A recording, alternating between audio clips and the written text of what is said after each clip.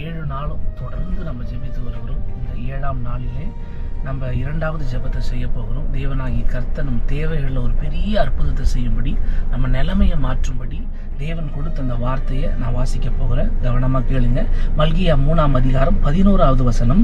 பூமியின் கனிகளை பட்சித்து போடுகிறவைகளை உங்கள் நிமித்தம் கண்டிப்பேன், அவைகள் உங்கள் நிலத்தின் பலனை அளிப்பதில்லை, வெளியில் உள்ள திராட்சை கொடி பழமில்லாமல் போவதும் இல்லை என்று சேனைகளின் கர்த்தர் சொல்லுகிறார். ஒரு ஆமீன் சொல்லலாமே.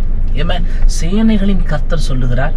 நம்முடைய வாழ்க்கையில எல்லாவற்றையும் அழிக்கணும்னு நினைக்கிறாங்க பாருங்க, அவங்கள அவரே கண்டிக்க போறார். உங்களுக்காக அவர் வழக்காட போறார். உங்களுக்காக அவர் பேச போறார். உங்க நிலைமையை மாத்தி, உங்க சூழலை மாத்தி, உங்களுக்கு தேவையான அத்தனையும் வரும்படி கர்த்தர் செய்வார். ஒட்டுமொத்த பிரச்சனையில இருந்தும் நெருக்கடியில இருந்தும் இந்த வசனத்தை பல தடவை வாசிங்க. இதன் மூலமா தேவன் உங்களுக்கு என்ன உணர்த்துறான்றதை பாருங்க.